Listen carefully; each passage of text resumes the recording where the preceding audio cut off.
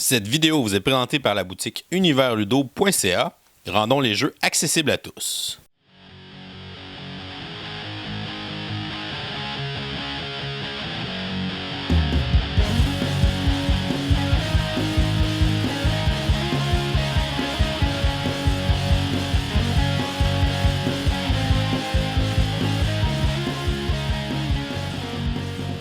Salut les gamers, bienvenue à Professeur Board Game, je m'appelle David. Moi c'est LP. Aujourd'hui on continue notre top 100 nos meilleurs jeux de tous les temps. Ouais, mine de rien, là on rentre la prochaine étape, c'est les jeux 20 à 11. Wow. Donc l'avant-dernier segment. Mine de rien, je commence à avoir des gros titres qui arrivent là-dessus. Il va y avoir des excellents jeux. Des excellents jeux. De plus en plus de croisements aussi. Moi je prédis d'en avoir 8 ou 9 dans les 20 derniers. Wow! Avec David, certains que je sais qui ont déjà été nommés, d'autres qui le seront peut-être. C'est sûr que souvent on joue ensemble aussi. Forcément, on apprend à en faire. On apprend les goûts des autres, de l'autre. Donc on commence ça numéro 20 à 11. Mon numéro 20, c'est un jeu de dice drafting. Okay. C'est Pulsar 2849. Donc un jeu style euro où on va aller recruter des dés à chaque manche pour ensuite les dépenser pour faire différentes actions. Et des actions dans ce jeu-là, on n'en manque pas. En fait, on manque de dés pour faire toutes les actions qu'on voudrait faire. Parce qu'on va les recruter comme 2 dés par ronde. Puis tu sais, il y a comme 7 rondes à peu près dans le jeu. C'est assez rapide. Donc on n'a pas tant d'actions que ça qu'on peut faire au total dans une partie. Il y a des façons d'avoir des dés bonus qu'on peut aller acheter pour les dépenser. En fait, c'est qu'on a une espèce de plateau. On va avoir notre petit vaisseau spatial qui va se promener, qui peut explorer des planètes. En explorant des planètes, ben là, on peut comme les coloniser. Donc, c'est une façon de faire des points. On peut aller chercher aussi des bonus avec les différentes planètes. Okay. On peut aussi aller découvrir des pulsars, qui sont des espèces de sources d'énergie qu'on a appris à exploiter dans l'espace. Et on peut aller placer une espèce d'anneau pour les réserver à notre couleur. Puis plus tard, on peut construire une espèce de machine dans le pulsar. Une machine qui va, une fois activée, va générer des points à chacune des rondes. Donc, plus vite on l'active, ben là, à chaque ronde, elle va nous générer des points. Puis il va y avoir un bonus de points qui va changer. On a aussi des espèces de stations satellites qu'on peut construire, qu'on peut assembler pour avoir différents bonus aussi. Il y a un paquet d'affaires qu'on peut faire. Il y a des arbres de technologie en plus qui peuvent nous donner des bonus qui durent toute la game ou des effets immédiats ou des bonus de fin de partie. Il y a de la variété dans le jeu. On a plusieurs arbres de technologie, on a plusieurs plateaux personnels qu'on peut avoir, il y a des objectifs de fin de partie aussi. Il y a pas assez d'affaires dans le jeu-là. C'est vraiment une salade de points galactique. C'est un jeu qui est très élégant, qui a du très beau symbolisme à l'intérieur. On comprend rapidement comment ça fonctionne. Les choix sont très intéressants. Puis étrangement, pour un jeu où on fait comme 200-250 points, ça finit comme serré. Là. Des fois, les parties finissent à 10-12 points de différence. Dans une partie de ce genre-là, c'est vraiment bien. Donc, vraiment un jeu que j'adore. Un beau visuel aussi. Donc, thématique espace, science-fiction. Un plateau qui est énorme, en fait. Là. Une espèce de plateau circulaire. Puis tous les autres plateaux vont s'embriquer autour. Donc, ça a un bel effet, mais ça prend une grosse table là, parce que c'est énorme. On n'emmènera pas ça au Café Saint-Thomas. Faudrait bien que je l'essaie à un moment donné. Donc, c'est mon numéro 20, Pulsar 2849. Dans mon cas, mon numéro 20 est officiellement un classique. C'est d'ailleurs un classique qui, présentement, on est dans la vague de la sortie de la 2e édition. Heureusement, la 2e édition est rétro-compatible avec la première édition si on achète certains packs qui permettent de l'ajuster. Et je parle ici du jeu d'escarmouche X-Wing dans l'univers de Star Wars. Fait X-Wing, dans le fond, c'est un jeu de combat de vaisseaux spatiaux. C'est le prédécesseur de Star Wars Armada, qui est un peu l'équivalent. Fait que les deux jeux pourraient s'équivaloir à mon numéro 20. Moi, c'est X-Wing que je possède. Mais X-Wing, dans le fond, va simuler les dogfights dans l'espace des X-Wing qui se battent avec des TIE Fighters accompagnés de A-Wing, de Y-Wing, de B-Wing, de TIE Advance, Bomber. À Medley, il y a des vaisseaux un peu plus gros avec le Faucon Millennium, avec le vaisseau de Boba Fett, comment il s'appelle, le Slave One. Ouais. Il y a des vaisseaux encore plus gros qui sont les vaisseaux gigantesques comme le Tantive qui est à peu près grand comme ça. Puis le vaisseau, il y a un cruiser impérial qui est aussi gigantesque. J'ai tout ça, je dois avoir peut-être 60-70 vaisseaux différents d'X-Wing, tellement que j'aime ce jeu-là. J'ai le tapis galactique là, avec l'espace.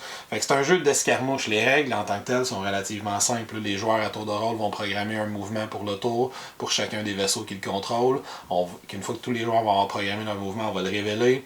Dans l'ordre de pilotage, selon l'ordre de pilotage, tous les vaisseaux vont se déplacer. Puis ensuite, dans l'ordre inverse du déplacement, chaque vaisseau va avoir le droit de faire feu. Ensuite, là, on parle d'un jeu de dés, fait qu'on a des dés d'attaque, des dés de défense, chaque pilote a des habiletés spéciales, Darth Vader peut faire 2 actions par tour, Han Solo a le droit de faire des relances à ses jets d'attaque. C'est un jeu aussi qui a une grosse partie de pré-construction si on veut la faire, où on peut se faire des parties un petit peu plus grosses. Là, le jeu suggère... propose des setups si on veut préprogrammer. Mais si on veut, on peut se lancer dans le custom, là, dans la configuration personnelle de notre petite armée.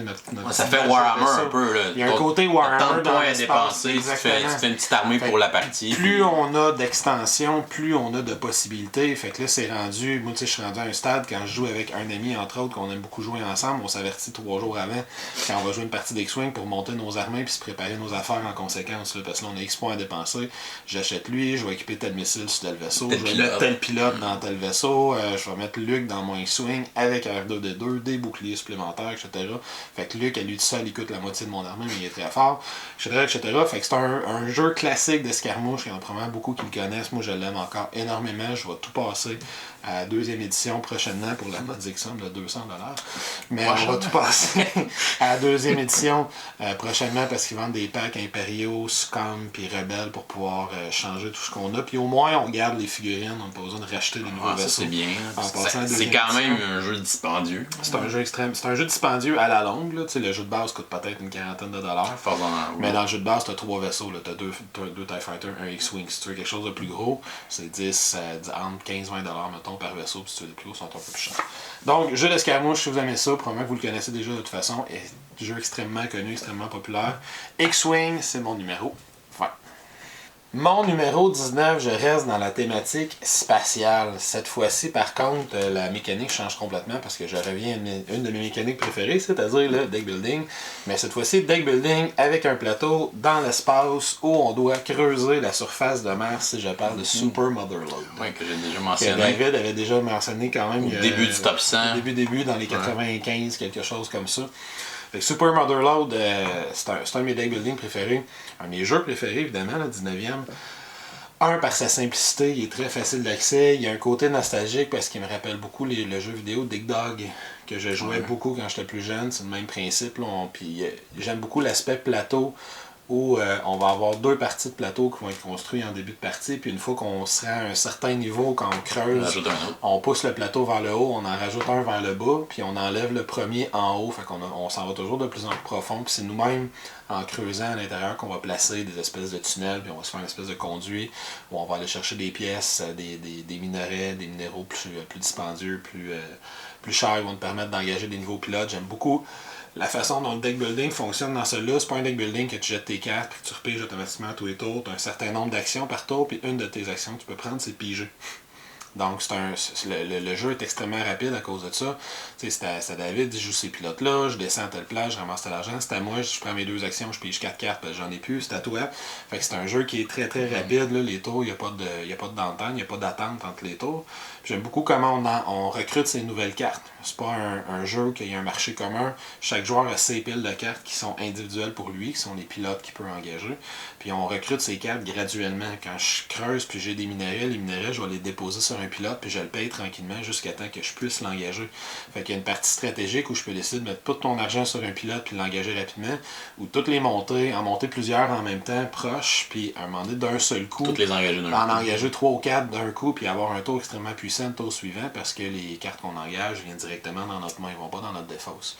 Fait que c'est un bon deck building avec pour moi, suffisamment de variantes avec les deck building classiques pour vraiment qu'il y ait une place à part. Il est assez original. Dans les buildings. Il est très original. Il y a des petits objectifs aussi pour marquer des points à chaque tour. Des objectifs à tous les tours.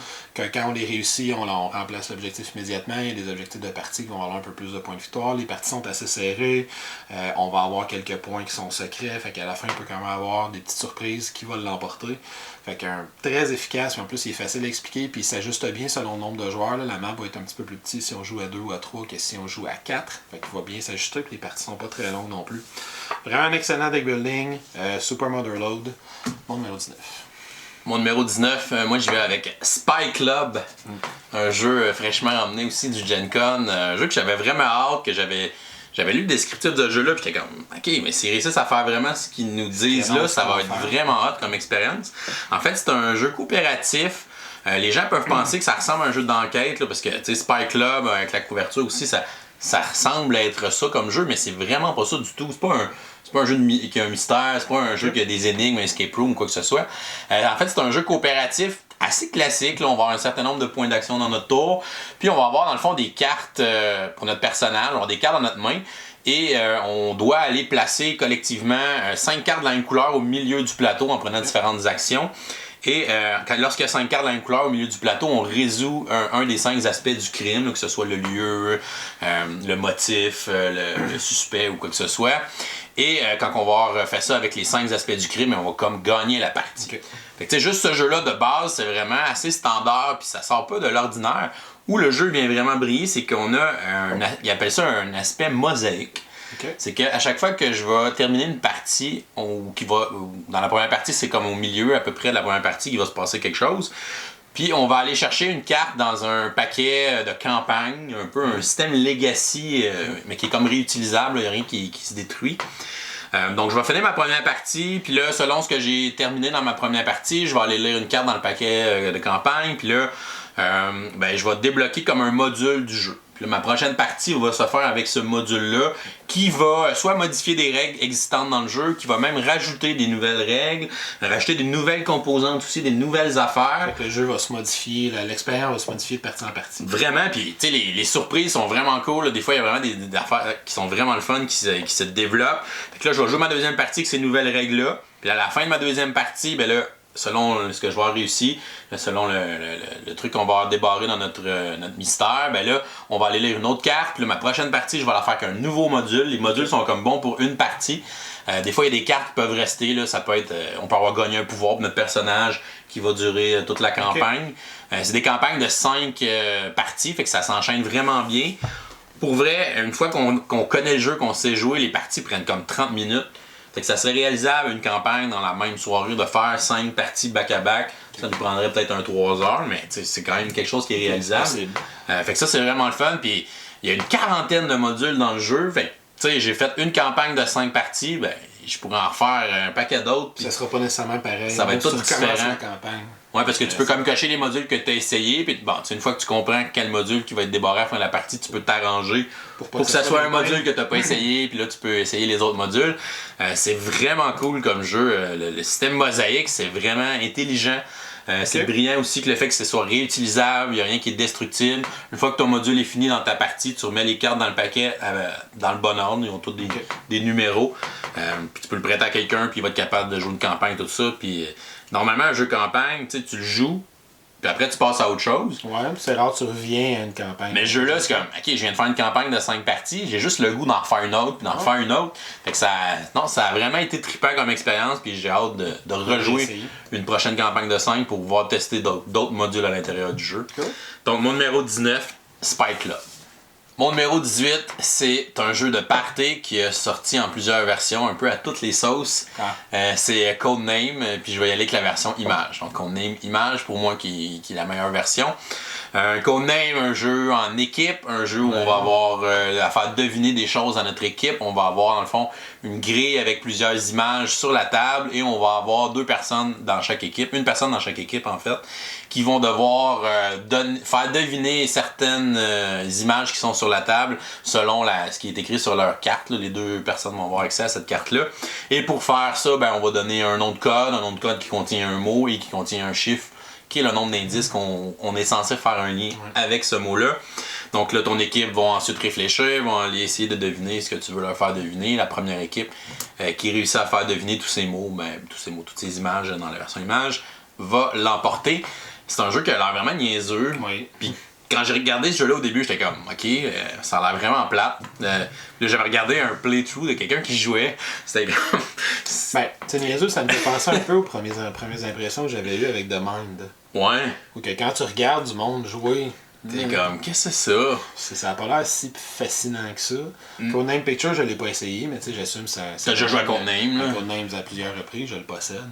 Mais oui, c'est un très bon petit jeu de party. Étrangement, thinky, là, j'ai pas le temps en français. Qui a une bonne réflexion à faire quand même.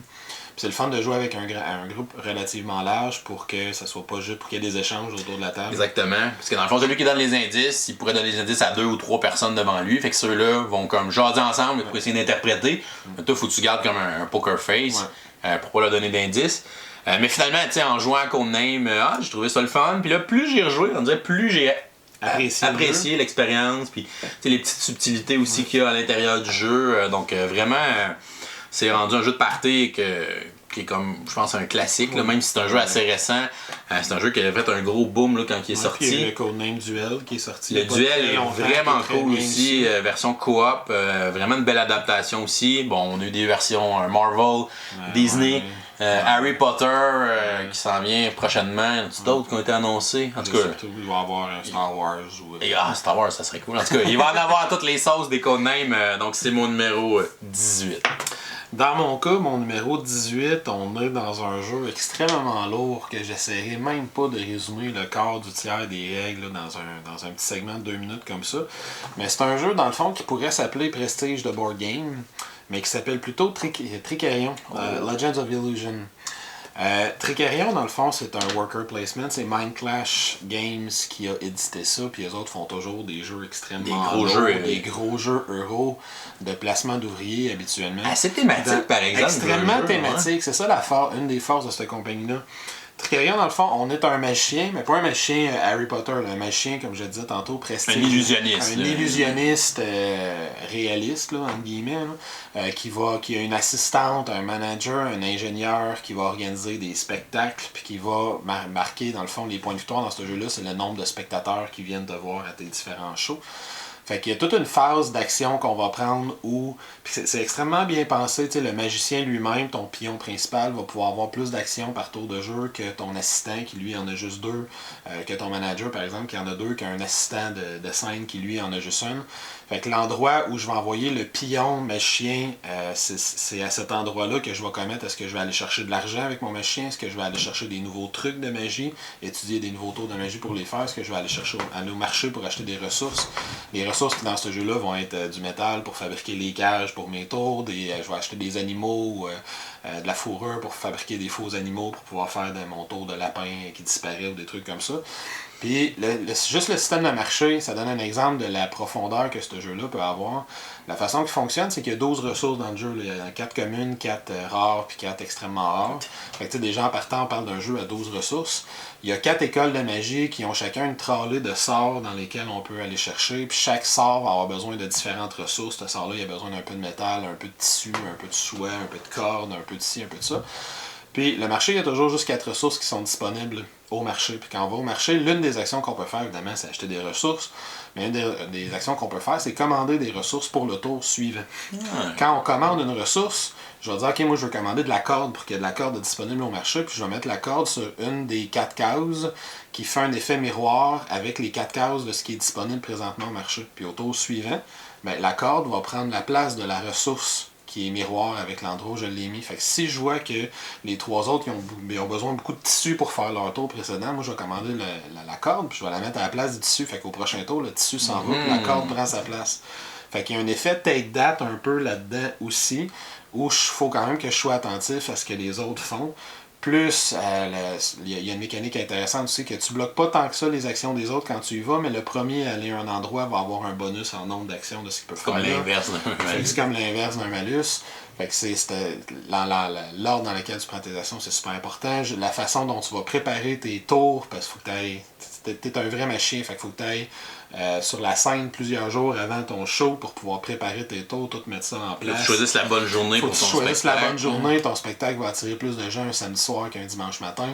Tu vas mettre tes assistants de scène, tu peux aller intervenir dans un show des autres pour aller faire une petite apparition puis à t'attirer toi du fame, là, de la célébrité, puis des points du prestige en allant participer au spectacle des autres qui sont autour du plateau. Un énorme jeu, super beau, super bien réussi. Super thématique, mais super lourd au niveau des règles. Ça prend vraiment quelqu'un qui connaît sur le bout des doigts et qui est capable de guider tout le monde un peu une première partie parce qu'il y a beaucoup de choses.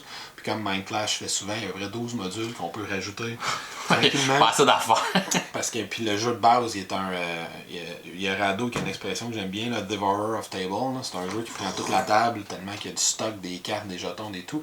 Mais si vous aimez les gros jeux euro intenses qui vont prendre 2 heures, 2 heures et demie pour une partie à 2, on parle à peu près 3 heures pour une partie à 3 ou à 4. C'est des gros jeux euro extrêmement efficaces. Tricarion, Legends of Illusion.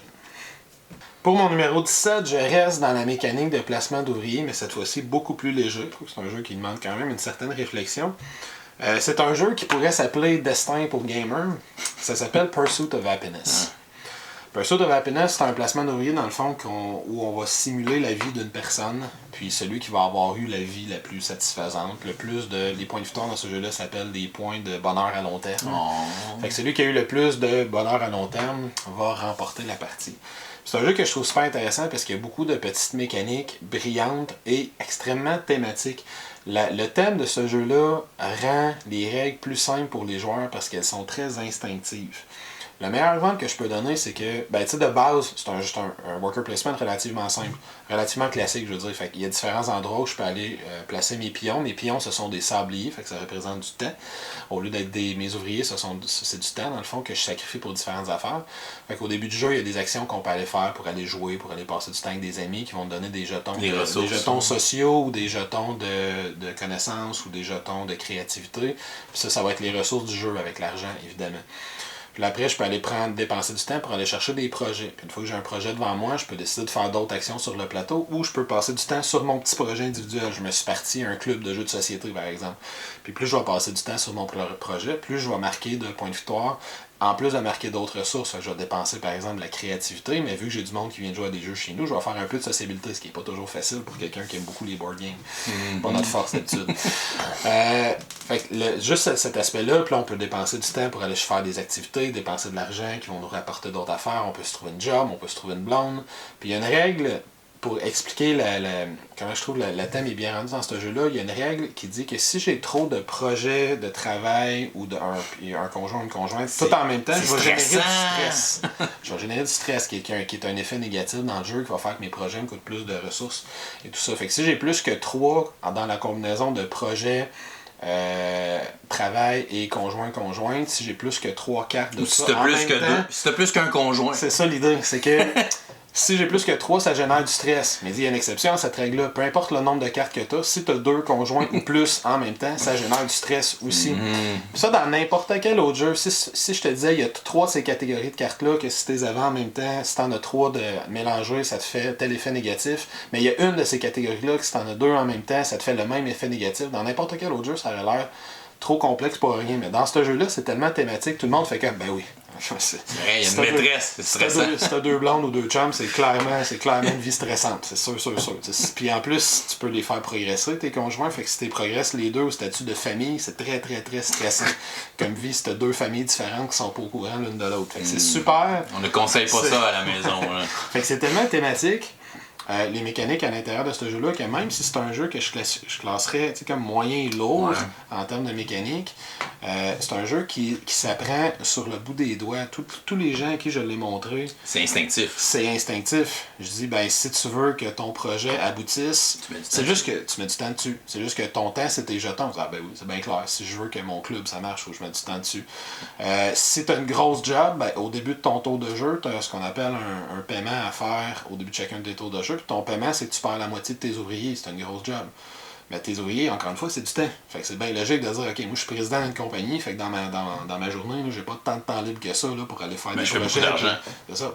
Puis tu sais, littéralement, tu as 6 pions d'ouvriers dans ce jeu-là. Si tu as une famille et que tu es PDG d'une compagnie, tu en perds 5 des 6. Fait que tu commences, puis tu dis, bon, ben moi, cette année-là, je vais aller jouer au golf une fois. J'ai une famille, puis je peux déjà... Après, tu peux t'acheter Après, tu achètes un bateau. Sauf que là, j'ai plein voyage. d'argent. Fait que là, je fais des voyages, j'achète un bateau, j'ai une grosse maison, c'est des trucs comme ça. Ou je peux être bohème toute ma vie. Puis toutes les parties que j'ai jouées finissaient par raconter une histoire. Vraiment. Tous les joueurs se racontaient leur propre histoire. J'ai rencontré un tel à tel moment de ma vie. J'ai participé à un reality show à un certain moment. Fait que là, j'ai rencontré quelqu'un. Ça a été ma blonde plus tard. Puis c'est le seul jeu worker placement où j'ai littéralement des gens qui se rappellent de moments spécifiques à l'intérieur de la partie. C'est vrai que c'est rare que c'est très narratif. Cette partie-là, c'est un worker placement. J'ai dit, tu sais, je viens de parler de Tricarion, que la thématique est bien réussie, mais en même temps, il n'y a jamais personne qui se dit, hey, tu te rappelles ça au tour 4 de Tricarion, j'ai réussi à faire tel tour de magie sur toi, ça a marché. Nanana. Lui, il y a des moments il y a des gens qui se rappellent d'un moment très précis du jeu ou de parties spécifiques en nommant les conjoints et les conjointes qu'il y a eu à l'intérieur du jeu. C'est un jeu qui vient chercher l'émotif, puis c'est un thème qui va être bon pour n'importe qui. Hein. Ouais, n'importe qui va pouvoir s'accrocher à ce thème-là. Oui, puis toutes les règles sont thématiques. Si je m'achète un chien à l'intérieur du jeu, j'ai pas besoin de consacrer de temps au chien, mais je dois y consacrer des ressources parce qu'il faut que je m'en occupe, puis il va vieillir naturellement, puis à un moment donné, il va mourir. Puis là, je vais faire du bonheur à long terme, mais je vais perdre du bonheur à court terme. Il y a une ressource qui est demandée à court terme parce que je suis triste que mon chien soit mort, mais tu sais, je suis tellement content d'avoir pu vivre ça dans ma vie que je fais du bonheur à long terme. Puis le moment où le chien meurt, toujours bien triste dans le jeu. Fait que bref, pour toutes ces raisons-là, des mécaniques relativement moyennes, lourdes, mais tellement thématiques qu'elles en deviennent simples. Puis littéralement, statistiquement à date, je pense qu'il y a comme 4 personnes sur 5, quand je les ai fait jouer à ce jeu-là, personne l'a acheté après. La cinquième, c'est moi. Ouais, c'est ça. C'est parce qu'il joue avec moi. Ouais, c'est ça. Donc, mon numéro 17, Pursuit of Happiness. Wow. Moi, mon numéro 17, c'est aussi un jeu de placement d'ouvriers. C'est aussi un jeu super thématique, mais c'est un que tu as déjà mentionné, mais avant ça. Okay. C'est Robinson Crusoe, donc le jeu coopératif où on va devoir survivre à cette île-là, faire notre campement, résister aux éléments, à la tempête, aux bêtes sauvages qui restent sur l'île. On va devoir faire l'objectif du scénario qu'on va avoir choisi. Un jeu vraiment cool dans tout son mélange de mécanique, les choix, la façon dont les cartes d'événements on fait un choix, puis là, ça finit par revenir nous hanter plus tard. Ça aussi, c'est des histoires que tu fais. Ok, tu te souviens-tu le scénario, tu te souviens-tu la game où on a essayé d'aller sauver Jenny, mais là, j'ai essayé d'aller faire telle affaire, puis là, je me suis cogné à la tête en construisant un radeau, puis là, après ça, j'ai eu une commotion quand la carte est revenue, puis là, il fallait que j'aille me reposer cette journée-là, puis en plus, une des affaires que j'aime, c'est niaiseux, mais il essaye même pas de te le cacher que ton événement s'en revient dans ta face, parce que quand tu vas faire tes différentes actions d'exploration, c'est pas le même d'autres cartes. Fait que quand tu le rebrasses dans ton paquet événement puis que tu passes au travers de tes cartes événements, à un moment donné, ta voix, là, que le dessus de la carte est vert. Fait que t'es fait, ouais, d'après moi, l'affaire qu'on a mangée tantôt, là, finalement, c'était pas bon, il se passe quelque chose avec ça. Ça c'est cool. Fait que là, t'as le petit stress de, ok, ouais, un prochain tour, je serais peut-être pas efficace parce que fait que je vais peut-être faire quelque chose cet aussi pour essayer de me préparer, de chercher plus de nourriture ou je sais pas quoi, essayer de développer l'herbe là, pour faire une recette quelconque pour se soigner. Fait que ouais, c'est super réussi ça. Fait que toujours eu des belles expériences de jeu avec ce jeu-là, puis il y avait une extension aussi avec le voyage du Beagle. Qui est excellente. Avec Darwin. Au travers, là, c'est vraiment excellent. C'est comme une mini-campagne en 5 parties où tu gardes les résultats de chacune des parties. Tu gardes les résultats de la première et la deuxième. Chaque partie est très thématique. Tu as Darwin dans ton équipage, puis tu fais son voyage aux îles, dans le fond, les Galapagos. Fait que tu sais, la première partie qu'on arrive puis on se crache sur l'île, t'as une deuxième partie que là on va récolter des spécimens de différents animaux, t'as une troisième partie où on repart en bateau puis on va se récupérer des spécimens marins, une partie que l'équipage tombe malade, faut trouver le remède. Fait que chaque partie est bien différente puis tu vas marquer dans le fond des points spécifiques à chaque partie puis tu vas avoir un score à la fin de la campagne complètement. C'est vraiment une petite campagne en 5 parties. Vraiment cool. Avec des petits livrets là, qui tournent puis que les statistiques, tu gardes le livre ouvert avec des petits jetons que tu mets dessus, c'est super bien fait. Donc, super expérience. Mon numéro 17, Robinson Crusoe. Mon numéro 16, c'est un de mes jeux coopératifs favoris, parce qu'évidemment, c'est quand même mon numéro 16. C'est Dead Man Tells No Tale. J'aurais pensé qu'il aurait été plus haut. Plus bas, tu veux dire? Ben, je veux dire qu'il aurait été mieux placé. Donc Dead Man Tells No Tale, un jeu à thématique pirate. Donc on est dans un jeu avec plusieurs actions. On est un équipage d'un vaisseau pirate. On a attaqué un autre bateau qui est comme présentement en feu. à cause de toutes nos attaques. Mais là, il faut l'aborder pour pouvoir aller chercher les trésors qui sont cachés dans ce bateau-là. Donc, on va avoir un aspect placement de tuiles avec le bateau. Donc, à chaque tour, on va placer des tuiles pour former le bateau qu'on s'en va explorer, pour essayer de trouver les trésors qui vont être gardés par, évidemment, des gardiens qu'on va devoir affronter. On a un petit système de combat avec un dé vraiment simplet. Mais sinon, on va avoir aussi à gérer l'équipage squelettique à l'intérieur du bateau. On va avoir à gérer le feu, évidemment. Donc, le feu va nous ralentir, va nous essouffler. Fait qu'il va falloir diminuer un peu les flammes. C'est d'ailleurs ça qui le distingue, je trouve, des autres jeux coop du même genre, parce que c'est un jeu à la base un peu style pandémie. Oui, vraiment. On a tous un certain nombre d'actions par tour avec un pouvoir particulier, mais la gestion du feu est super intéressante parce qu'elle va finir par bloquer certaines pièces. Il y a un effet de cascade qui peut se faire. Ça peut exploser. Un effet d'enchaînement qui peut se faire quand il y en a un qui explose, qui fait exploser l'autre à côté. Puis dans le placement de tuiles initial, c'est super important la façon que tu les places parce que tu peux te bloquer des chemins. Tu bloques tes game over. Fait que j'ai aimé qu'il y a plusieurs choses à résoudre dans le jeu, mais plusieurs choses qui sont différentes. Puis c'est ça qui fait que le jeu est plus agréable comparativement à un jeu comme Pandémie où là, faut que je gère les cubes rouges, pas qu'il y en ait trop. Faut que je gère les cubes noirs aussi, puis les cubes bleus, puis les cubes jaunes. Mais tu sais, au final, c'est la même affaire. Mais là, tu sais, faut que je gère le feu, faut que je gère l'équipage squelettique, faut que je gère les trésors, parce que les trésors, une fois que je les trouve, puis que j'ai battu le gardien, faut que je les sorte du bateau. Faut que je les traîne. Donc, faut sortir un certain nombre de trésors. Puis quand je sors un trésor, je m'essouffle plus vite. Fait que là, si j'ai pas fait attention puis qu'il y a du feu, ben là, ça va me prendre même trop de temps à sortir un trésor. On va finir par perdre. Donc, il y a vraiment des mécaniques intéressantes. Il y a aussi la mécanique d'action qui est très cool. Premièrement, on a mis des espèces de pièces d'or. Donc, à chaque fois que j'utilise une action, je tourne ma pièce d'or. Je vois visuellement combien il me reste d'action. Et si je veux, je peux arrêter mon tour. Chaque joueur a 5 actions. Quand je veux, je peux arrêter mon tour après avoir fait 3 actions. Puis là, mes 2 actions restantes, je les donne au prochain joueur. Fait que lui, il peut avoir plus d'actions à faire à son tour. Fait que tu peux jouer sur le nombre d'actions que tu vas faire. Ça, c'est vraiment... S'il y en a un qui est mieux placé pour faire une action qui aide vraiment tout le monde, on peut lui donner. Ou s'il faut qu'il batte un boss, pas un boss, mais un adversaire, puis ça peut que ça lui prenne plusieurs actions. Là, je peux les transférer pour être certain collectivement qu'on réussisse à faire ça. On a aussi des objets qu'on peut utiliser qui ont un petit pouvoir. On peut échanger les objets pendant la partie pour utiliser différents pouvoirs. On peut ramasser des épées pour augmenter sa valeur de combat. Donc, il y a quand même plusieurs petites choses. L'extension s'en vient prochainement. Kraken, je pense. Je l'ai kickstarté l'extension qui va avoir le Kraken évidemment. Donc je devrais le recevoir d'ici la fin de l'automne. Là. Il est sur le bateau. Il est sur le bateau, c'est un jeu de pirate. Bref, quand la vidéo va être publiée, peut-être que je vais déjà l'avoir reçu, mais en tout cas, sinon elle est en chemin là, au moment où on fait le tournage. Donc j'ai vraiment hâte de voir ce que ça va apporter, le Kraken et tout ça au niveau de la difficulté. C'est un jeu qui a un super visuel aussi. Du super beau matériel, une belle petite production, un jeu qui n'est pas super dispendieux non plus, assez méconnu. Mais pour moi, ça reste quand même mon numéro 16, Dead Man Tells No Tales. Dans mon cas, mon numéro 16 est le jeu... Tu sais, précédemment, j'ai parlé d'X-Wing tout à l'heure. X-Wing, je pensais pas qu'un jour, il y aurait un jeu qui le surpasserait à mon goût. À moi, dans les jeux d'escarmouche, que j'ai mon armée, t'as ton armée, puis on se tapoche dessus jusqu'à ce qu'on l'emporte. Jusqu'à ce que je joue à Mythic Battles Pantheon. Mythic Battles Pantheon, c'est un énorme jeu de figurines, un peu à l'X-Wing justement, mais dans un autre univers complètement, où on est dans l'univers grec, où il s'est passé un espèce de cataclysme. Héra a ouvert les portes des enfers, puis les titans se sont déferlés, ils ont tout pété, puis les dieux se battent entre eux autres pour reprendre leur pouvoir perdu. Mythic Battles, il y a plusieurs choses qui font que j'aime ce jeu-là. La phase de recrutement en tant que telle fait partie du jeu. Au lieu de monter ses armées d'avance, la phase de recrutement, c'est une composante importante dans la première partie du jeu, où il y a un ordre dans lequel on recrute nos dieux, on a des points à dépenser. Puis j'aime le côté que quand 2 joueurs, c'est sûr que pour apprécier le jeu, il faut avoir une certaine expérience avec le jeu. La première fois, on se fait péter. Mais une fois qu'on commence à connaître le jeu, notre recrutement est influencé par ce que notre adversaire recrute en face de nous autres. Puis ça, c'est un des composants. Tu recrutes une créature qui se déplace extrêmement rapidement. Parfait, je vais recruter un archer qui tire super loin et tu recrutes quelqu'un qui va te bloquer, qui va t'empêcher de bouger. Tu recrutes un qui tire super loin. Parfait, moi je m'en vais en mêlée puis je m'en vais te piner à telle place.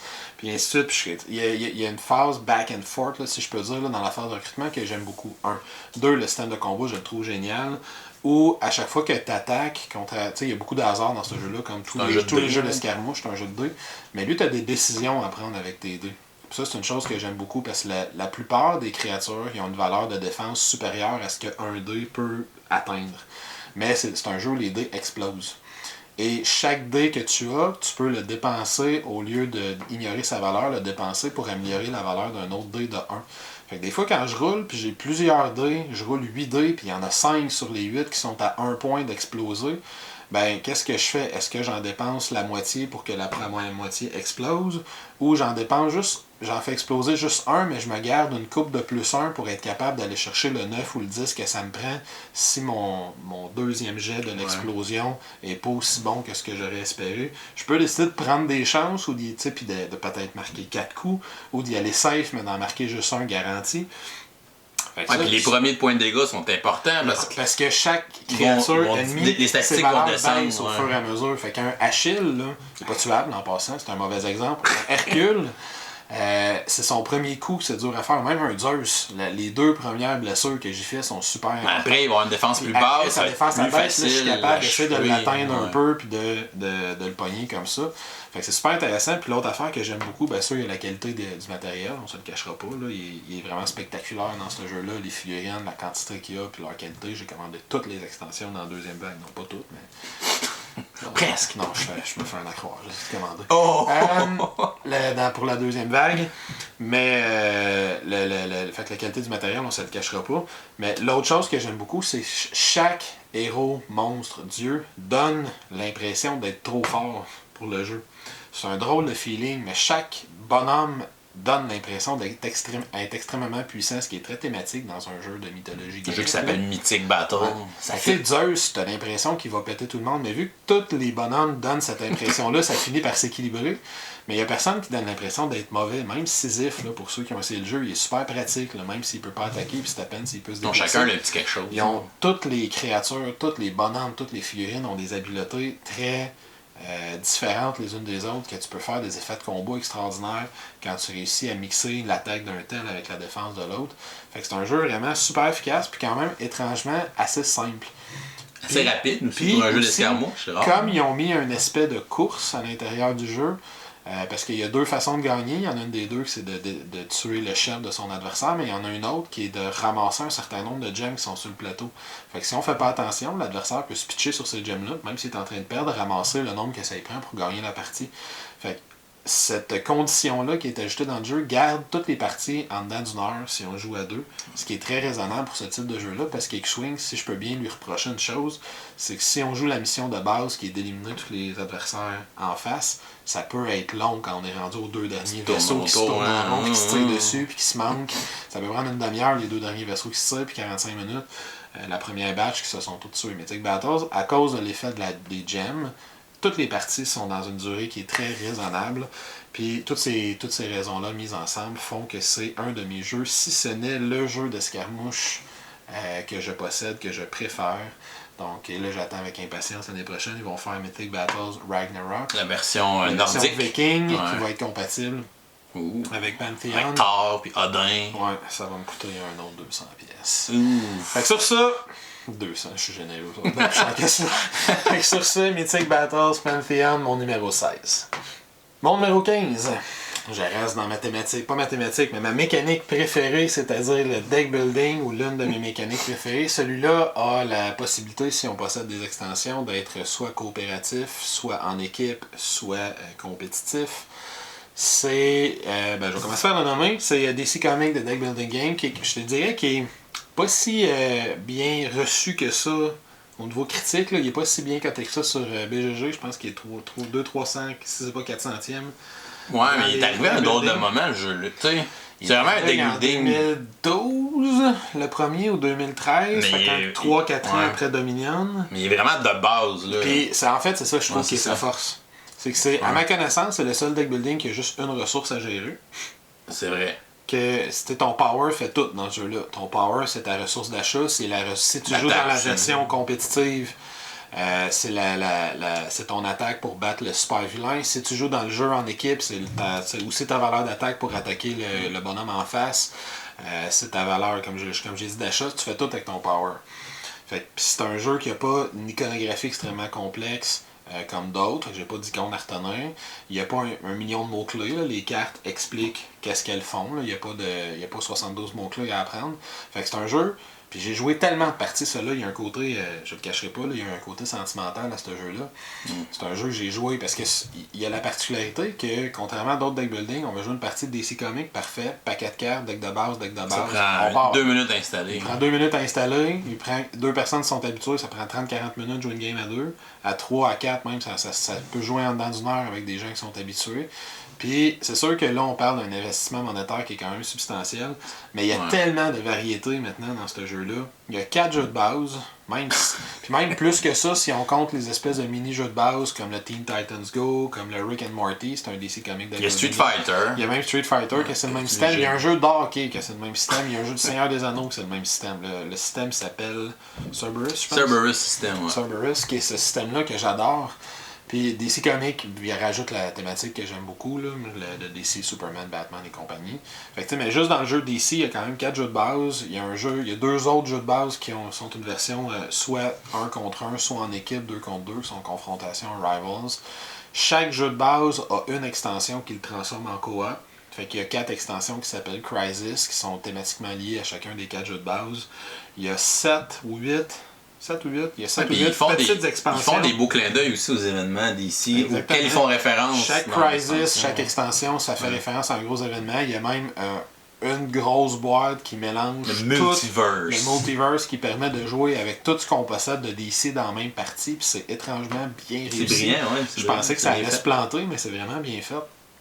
Fait que pour son accessibilité, pour sa simplicité, lui aussi c'est un jeu que quand je l'ai montré à des gros gamers, ils ont tout fait, il manque un petit quelque chose, mais qui est très accessible à un niveau, je dirais, un peu plus familial, si je puis dire. Puis, mais qui a quand même une belle profondeur si on commence à bien connaître le jeu, les cartes, on sait quel effet de combo on va aller chercher. Il y a énormément de possibilités à l'intérieur de ce jeu. Il a commencé à sortir en français justement, donc ceux qui voudraient. Pas si longtemps. Ça fait quelques mois seulement. Donc ceux qui voudraient le découvrir ou qui voudraient avoir un deck building pour commencer, jouer avec leurs enfants parce qu'ils aiment les super-héros, ben, ça peut être une belle porte. Parce qu'il est vraiment très très simple ce jeu-là. Je joue 4 de puissance dans mon tour. Bon, ben, soit je bats un ennemi à 4, soit j'achète une carte à 4. Si je joue dans le jeu 1 contre 1, soit j'attaque l'autre en face. Si 4, c'est ça que ça prend de l'attaquer. C'est tout. Je défausse, je repige. Fait que là, je joue une carte, puis j'ai une autre, j'en pige une autre. Là, je me rends à 6 de pouvoir ce tour-là. J'achète une carte à 6, puis je continue. Fait que c'est extrêmement rapide comme deck building. Fait que moi, pour toutes ces raisons-là, mon numéro 15, DC Comics de deck building game. Moi, mon numéro 15, c'est un espèce de jeu un peu de guerre qui se passe dans la mythologie égyptienne. Je le savais, lui, que ça venait. C'est vrai que ça venait. Donc, c'est Kemet. Donc, Kemet, un jeu vraiment cool. Un jeu de guerre, mais qui se joue à peu près en 1h30. Fait que c'est quelque chose d'une belle longueur pour ça. C'est un jeu aussi qui a beaucoup d'options pour les joueurs. On va en fait avoir, au début, on a tout le monde est pareil au début de la partie. Puis on va avoir des espèces de pyramides qui sont des gros D4, là, vraiment cool là, dans le jeu. Puis dans le fond, les 3 couleurs de dés représentent comme les 3 écoles de pouvoir qu'on va pouvoir ensuite aller recruter. Fait que là, on va dessiner nos pyramides, on les part à combien? On a comme 3 points. Fait que là, je peux partir d'une pyramide à 2, une pyramide à 1, ou les 3 pyramides à 1, ou quoi que ce soit. Et après ça, ben, on va pouvoir aller s'acheter des espèces de tuiles de pouvoir. Les tuiles de pouvoir, c'est ça qui est le fun. Ça va venir un peu te donner des nouveaux pouvoirs, changer les règles pour toi, te donner un petit avantage dans telle facette du jeu. Fait que tu sais, chaque joueur va aller piger dans ses affaires. Il y en a qui peut dire, moi je vais aller me chercher des tuiles d'attaque, je vais être vraiment fort pour me battre. Il y en a un qui peut aller chercher des tuiles pour faire beaucoup de ressources, générer beaucoup de ressources pour acheter plus de tuiles, faire plus d'affaires. Tu peux avoir des tuiles qui sont plus défensives, ou tu peux aller acheter des espèces de grosses créatures mythiques aussi qui vont pouvoir combattre avec tes armées puis les rendre plus puissantes. T'as des tuiles qui vont même aller jusqu'à te donner des points de victoire, parce que dans ce jeu-là, t'as un concept qui est vraiment aussi original, c'est qu'il y a des points de victoire temporaires et des points de victoire permanents. Donc il y a certaines tuiles que tu peux aller chercher 1 ou 2 points de victoire avec ça, ce qui est quand même beaucoup dans le jeu-là. Et les points en combat, exemple, si tu gagnes un combat que tu as initié, tu vas pouvoir avoir un point de victoire permanent. Mais si tu contrôles les temples qui sont sur la map, c'est des points de victoire temporaires. Le temps que tu le contrôles, tu as le point de victoire. Mais si quelqu'un vient de tasser, c'est lui qui va avoir le point de victoire. Fait que c'est un concept assez intéressant aussi. Fait que, à un certain nombre de points de victoire, on déclenche la fin de la partie, puis on finit le tour, puis à la fin aussi, celui qui a le plus de points va gagner. Fait que ça, c'est intéressant. Ce qui est aussi particulier, c'est qu'on a un ordre d'initiative dans ce jeu-là. Okay. Et à chaque tour, l'ordre d'initiative va changer. Okay. C'est le joueur qui a le moins de points qui fait l'ordre d'initiative. Qui décide. Fait qu'il y a un avantage à être dernier dans ce jeu-là, parce que si je joue dernier, ben là, je peux aller tasser quelqu'un qui est sur un temple, puis là, c'est moi qui vais le contrôler à la fin de la ronde, parce que je joue dernier, personne qui joue après moi. Fait que le fait de contrôler l'initiative, puis de décider qui va jouer dans quel ordre, c'est une belle dynamique, ça aussi. C'est quelque chose qu'on voit pas souvent dans les jeux, de laisser ce genre de décision-là à un joueur proprement dit. Donc, beaucoup d'éléments qui sont très intéressants dans le jeu. Il y a une extension qui est sortie qui amène une quatrième sorte de tuile, un dé d'une quatrième couleur. Je sais qu'il y a une extension qui existe qui est un crossover avec Cyclade. Avec Cyclade, on peut utiliser les créatures d'un jeu dans l'autre, etc. Et il y a une extension qui s'en vient pour la fin de l'année ou début 2019 où c'est une extension où il y a un joueur qui va jouer 7. Donc le jeu va donner tous contre 1. Okay. Donc il y a un joueur qui va jouer 7 puis les autres joueurs vont devoir le battre. Ça a l'air vraiment cool ce qu'ils vont amener avec ça. Okay. Fait qu'encore une fois, c'est le fun de voir que Matago continue à garder ce jeu-là vivant puis qu'il va l'emmener du nouveau matériel, une nouvelle dynamique. Donc c'est clair que je vais regarder cette expansion-là puis que je vais vouloir l'essayer. Je pense qu'on peut dire que Kemet, c'est un classique. Là. Ouais, c'est vraiment bon. Dans ce style de jeu-là de guerre qui a assez de stratégie d'options, mais que ça ne durera pas 8 heures, mettons, comme mais c'est ça. Fait que moi, Kemet, ça reste dans mes jeux de guerre favoris, probablement mon jeu de guerre favori ou presque. On a peut-être un autre qu'on va parler plus tard, mais c'est mon numéro 15, Kemet. Ouais. Mon numéro 14, c'est un jeu de deck building que tu vas probablement mentionner bientôt ou dans le prochain segment. C'est Legendary. J'aurais pensé qu'il aurait été encore une fois plus bas. Aussi, donc Legendary, moi j'ai arrêté d'en acheter à un moment donné, parce que les gens autour de moi ils achetaient toutes les affaires Legendary. Fait que là, je me suis dit, je vais jouer que ça à la place. J'ai allé pour Legendary Marvel, pour l'univers des super-héros. C'est un univers que j'adore. Je trippe moins sur les autres licences qui ont sorti, X-Files dernièrement, c'est pas un univers que j'ai accroché beaucoup. Il y a peut-être Firefly que j'aime bien l'univers, mais Alien, Predator, c'est des univers que pour moi me touchent moins. Big Trouble in Little China. Non, vraiment pas. donc Legendary Marvel, c'est lui que j'ai joué le plus aussi de toute façon. Puis je pense que sa force, c'est vraiment le nombre d'extensions qu'ils ont fait pour ce jeu-là. C'est hallucinant. Puis c'est hallucinant de la façon qu'ils réussissent quand même à innover à chaque fois qu'ils vont sortir une nouvelle extension. Tu fais comme, non, pas encore une extension de Legendary Marvel, c'est ridicule, il y en a 24 extensions. Là, tu commences à lire dessus, tu fais comme, c'est quoi cette nouvelle habilité-là? C'est cool, ils ont mis ce nouveau héros-là. C'est un de mes X-Men préférés, là, je vais aller l'acheter. Donc, Legendary, c'est un jeu qui est à la base semi-coop. Je pense que j'ai jamais joué semi-coop. Je l'ai toujours joué coop, full coop. C'est pas sûr que je connaisse quelqu'un qui a déjà joué semi-coop. Le principe du semi-coop dans le jeu-là est vraiment pas attrayant. C'est comme faut combattre un super vilain ensemble, mais à la fin, c'est celui qui a fait le plus de points qui gagne. Je dirais, pour comparer avec celui que j'ai nommé tantôt, DC Comics, c'est une des principales critiques qui lui est faite dans la version compétitive du jeu. C'est comme Batman, Superman, Wonder Woman, puis Aquaman, puis Flash qui tapoche des vilains, mais c'est celui qui est le mieux tapoché à la fin de la partie qui l'emporte. Fait que ça, je comprends l'aspect étrange là, de la thématique. Là. Mais le thème fait qu'on veut jouer full coop. Au pire, tu t'arranges que la difficulté soit plus grosse, tu vas mettre un super vilain qui est vraiment difficile avec un plan maléfique qui est difficile. Tu fais une combinaison qui va donner un bon défi. Puis même en jouant full coop, des fois ça peut être difficile. Fait que pour moi, il faut le jouer coop, ce jeu-là, pour qu'il soit à son meilleur. Les combinaisons de cartes se font quand même bien, les mots-clés c'est quand même très bien expliqué aussi, les combos avec les couleurs de cartes c'est assez instinctif avec les icônes. Il y a à peu près presque tous les personnages de Marvel que vous voulez avoir sont dans le jeu, à moins que vous soyez un gros fan. Puis là, il y a certains personnages qui n'ont pas fait encore, mais sinon c'est tous les populaires, ceux qu'on voit dans les films ou dans les téléséries. Surtout avec la boîte MCU 10 ans. Qui sont presque à peu près toutes là. Donc, Legendary Marvel, ça va pour moi mon numéro 14. Dans mon cas, mon numéro 14 est un autre gros, on vient de parler de Kemet, d'un gros jeu de guerre avec contrôle de territoire, gestion de ressources. Mais c'est le seul jeu de guerre que je connaisse que la guerre n'est pas la mécanique principale dans le jeu, c'est plutôt une construction d'engins. C'est un jeu-là où il faut être le plus efficace possible dans la gestion de son engin personnel et j'ai nommé Scythe.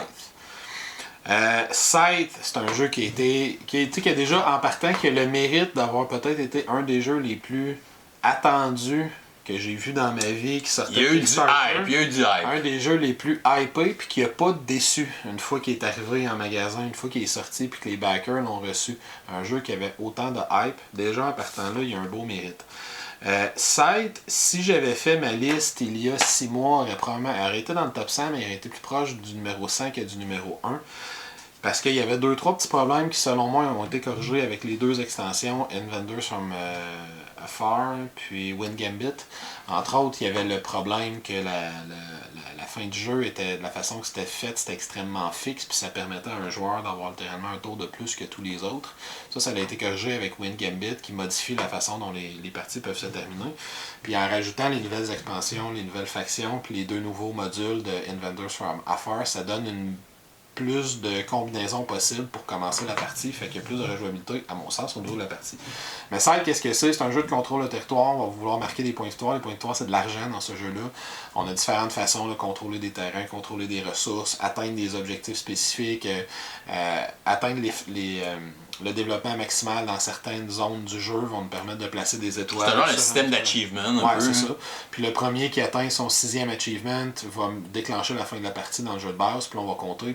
Puis selon un croisement entre un niveau de popularité que tu as sur le bord de l'échelle, ça va te donner un multiplicateur pour différentes valeurs à l'intérieur du jeu, là, le nombre d'achievements que tu as eu, le nombre de territoires que tu contrôles. Fait que plus ta popularité est haute, plus tes territoires valent de points.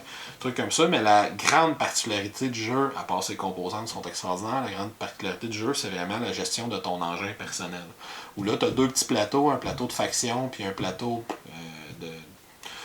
un autre plateau finalement, je sais pas trop comment l'appeler, là, mais t'as un plateau qui est spécifique avec des factions, que t'as des mecs dessus, ça vient avec un plateau avec tes actions. Puis t'as un plateau avec tes actions, mais chaque joueur va avoir un plateau d'actions différent, où il y a 10 actions qui sont couplées en 5 paires de 2, puis c'est dans le fond, il y a 5 actions qui sont toujours dans le même ordre, mais les 5 autres ne le sont pas. Ça veut dire que tes paires d'actions ne seront pas les mêmes d'un joueur à l'autre. Puis l'idée de base du jeu est extrêmement simple, c'est que je dois poser un pion sur une action, que j'ai une paire d'actions que je veux faire, puis je fais l'une, les deux ou aucune des deux, l'une des deux, les deux ou aucune des deux, selon ce que je peux payer puis ce que je peux faire dans ce qui est demandé dans les actions. Puis au tour suivant, il faut que je choisisse une paire différente tout simplement. Puis comme chaque joueur, ses paires sont pas composées de la même façon, mais chaque joueur a des possibilités de jeu différentes. Puis c'est un petit plateau qui est tout vallonné, avec des petits trous un peu partout dedans, puis plein de pièces partout. Puis c'est des pièces qui vont changer de place selon ce qu'on fait dans le jeu. Quand je vais construire un bâtiment, c'est une pièce que je vais enlever sur mon plateau, que je vais placer sur le plateau de jeu principal. Puis l'endroit que je viens de découvrir sur mon petit plateau individuel me donne une bonus à chaque fois que je fais l'action qui est associée à cette c'est un système vraiment intelligent et instinctif. Ouais, puis c'est super facile à prendre en main. Il y a un petit système d'upgrade où j'ai des cubes qui bloquent des bonus que je vais avoir dans le haut de mon plateau. Par exemple, quand je fais l'action de déplacement, j'ai 2 petits bonhommes qui montrent que je peux déplacer 2 unités, puis j'ai un 3e mais qui est bloqué par un cube. Alors que dans le bas de mon plateau, j'ai différentes actions qui coûtent des ressources, puis j'ai des endroits où je peux mettre des cubes, mais qui commencent vite. Fait que construire un mec, ça va me construire 4 métaux, par exemple. Ben là, si je fais l'action d'améliorer ma civilisation, je vais pouvoir prendre le cube qui est sur mon 3e petit bonhomme. Fait que quand je fais l'action de déplacement, j'en déplace maintenant 3. Puis le placer sur le 4e métal de mon mec. Fait que là, maintenant, quand je construis des mecs, ça m'en coûte juste 3. Fait que j'améliore une action en baissant le coût d'une autre action. C'est super instinctif là, comme jeu. Ça prend littéralement, c'est le plus gros jeu que j'ai. C'est la plus grosse différence que j'ai entre la lourdeur du jeu et le temps que ça prend de l'expliquer, de comprendre, l'expliquer. Ça prend 2 heures jouer une partie à peu près. À 3, mettons, ça prendrait 2 heures jouer une partie, puis ça prend 10 minutes d'expliquer le jeu. Littéralement, puis on a fait le tour des règles, il va rester 2-3 règles pendant la partie, là, les déplacements, les combats, des petites affaires. Puis c'est un système de combat simple à enchères secrètes. Ça, c'est pas tout le monde qui aime ça. C'est un système de combat à enchères secrètes, mais où on a une bonne idée là, de ce qu'on peut faire. Tu pourrais jouer une partie sans te battre. Ouais. C'est vraiment... Mais c'est un jeu, un peu comme les puissances militaires dans la réalité, c'est un jeu où ton armée sert à faire peur plus qu'à te battre que d'autres choses. Puis ça, c'est intéressant comme mécanique, surtout si on joue à plus que 2. Parce que quand je me bats, je dois sacrifier des ressources dans un combat. Fait que si je suis la meilleure puissance militaire du plateau, puis lui, je décide de se faire peur, puis je vais l'attaquer, ben vu que je vais avoir sacrifié des ressources, ça se peut que le 3e, là, lui, puisse me rentrer dedans maintenant. Là. Fait qu'il y a une mécanique comme ça qui est super intéressante. La gestion des ressources est intéressante. Les ressources ne t'appartiennent pas à toi, elles sont sur le plateau. Fait que, tu peux te faire voler. À gérer, tu peux te faire voler aussi. Il y a une mécanique de rencontre qui est intéressante. Là, les cartes que tu peux piger, que tu fais des espèces de rencontres où tu as différents choix toujours positifs. Il n'y a pas de narration sur les cartes, c'est l'image qui te décrit ce qui se passe, puis tu vas faire un petit choix en fonction de ça. Fait que c'est vraiment un beau jeu complet. Là, je suis en train je viens de commencer la campagne qui vient avec, qui s'appelle Rise and Fenris. Là, j'ai commencé à essayer ça, je vais pouvoir en reparler éventuellement. Mais le jeu, son principal défaut, je dirais, c'est que je considère que ça prend les 2 extensions pour profiter du jeu à son plein essor. Fait qu'on parle quand même de 70$ du jeu, puis à vrai 25-30$ par expansion. Fait qu'on parle d'un jeu à 130$, qui est le prix de bien d'autres jeux. Là. Le Conan coûte 140$ en magasin. Fait que c'est probablement son principal défaut parce que le jeu de base avait selon moi des petites lacunes qui restaient un excellent jeu, mais ces lacunes sont maintenant, d'après moi, corrigées. Puis même que dans l'extension Rise and Fenris, là, je ne l'ai pas encore fini, mais paraît-il qu'il ajoute un module coopératif à la fin. Fait que je suis très curieux de voir comment on peut jouer à 7 de façon coopérative. Parce que là, on est au début de la campagne. Fait que j'ai aucune idée comment ça va se dérouler. Mais j'ai vu dans le livret de règles, quand ils expliquent la campagne, qu'ils disent qu'à la fin de la campagne, il y a des éléments qui vont avoir été débloqués dans la campagne qui permettent de jouer à 7 de façon coopérative. Je ne sais pas encore c'est quoi. Mais ça, je suis très curieux d'essayer ça parce que c'est vraiment... Probablement les meilleurs engine building que je connaisse là, en termes de simplicité, d'efficacité, d'élégance. Là. Tantôt, David a dit le terme élégant. C'est un jeu extrêmement élégant dans sa conception. Tu me surprends avec ce choix-là. Ouais, c'est vraiment... les extensions ont corrigé les défauts que je trouvais à ce jeu-là. Donc, numéro 14, Scythe. Mon numéro 13. On parle d'un jeu de figurines. Un One vs All. Un One vs All qui se passe dans un futur un peu post-apocalyptique dans lequel littéralement les 7 péchés capitaux vont s'incarner avec des avatars, puis ils vont essayer de détruire le monde, puis il y a une organisation qui s'appelle Faith. Pour essayer de les combattre, ça s'appelle The Other's Seven Sins. The Other's Seven Sins est probablement mon One vs All préféré. Oui. On n'a pas d'autre après. Mon One vs All préféré. Pour différentes raisons. Puis là, je vais séparer en deux la façon. C'est un One vs All, donc les joueurs, il y a un groupe de joueurs qui contrôlent différents héros qui doivent combattre l'Overlord qui est représenté par un avatar et ses acolytes puis ses monstres là, qui sont avec lui. C'est un jeu qui a une thématique quand même rude, là. Les monstres sont vraiment dégueux. Ils sont laids. Ils représentent... Laids dans le sens qu'ils font peur, pas que les figurines sont laides. Parce que c'est Simon qui le fait, là, les figurines. C'est selon moi le plus beau jeu de Simon. En termes de qualité de figurines. C'est dur de faire des espèces de créatures démoniaques de même. Puis c'est parce que les héros aussi sont vraiment bien réussis, sont vraiment solides. Selon moi, c'est le jeu qui est le mieux ici. Puis c'est niaiseux, mais le plastique qu'ils ont décidé d'utiliser, c'est une espèce de petit bleu pâle pour les héros. Je trouve qu'il sort beaucoup mieux que les héros qui ont utilisé pour Massive Darkness puis les Zombicides, qui est un espèce de brun chocolat, où on voit pas beaucoup le détail des figurines, même s'il y en a beaucoup, tandis que dans Seven Sins, ils ont un petit bleu pâle, où les figurines sortent vraiment bien. Bon, cela étant dit, ça c'est pour la qualité des composantes, c'est Simon, c'est extraordinaire, ça va faire. Pour les joueurs, une des choses que j'aime, c'est que peu importe le nombre de joueurs, ils ont 7 héros. Fait une des choses qui est particulière dans ce jeu-là, c'est que tu vas mourir.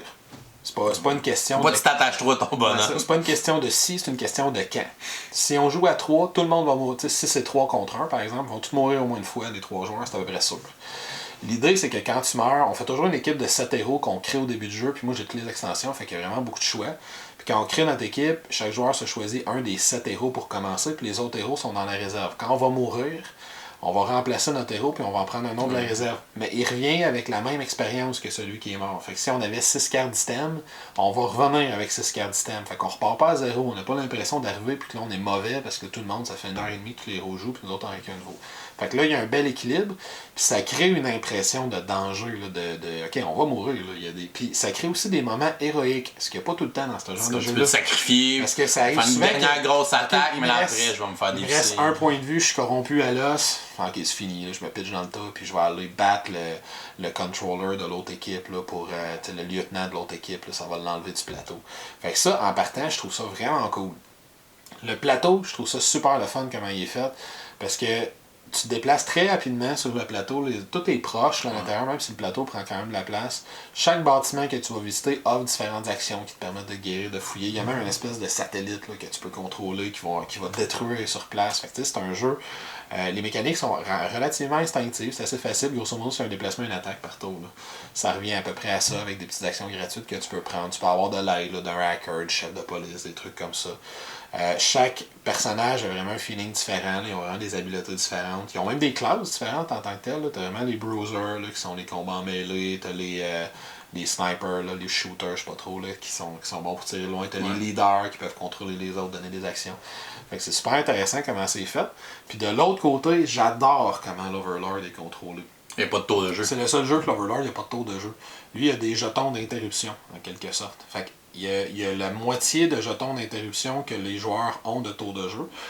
Si on joue à 4 contre 1, par exemple, les joueurs ont 2 tours de jeu chacun, puis l'Overlord va avoir 4 tours d'interruption. Puis lui, la façon qu'il fonctionne, c'est après chacun des tours de jeu des joueurs, David vient de jouer, puis ils vont me regarder, puis on dit est-ce que tu joues? Je dis ah non, je joue pas. Ok, parfait. Là, le prochain joueur, le joueur numéro 2 prend son tour. Est-ce que tu joues? Non, je joue pas. Le joueur numéro 3 prend son tour. Est-ce que tu joues? Oui, là, je joue. Là, je vais jouer. Là, je vais jouer après le troisième joueur.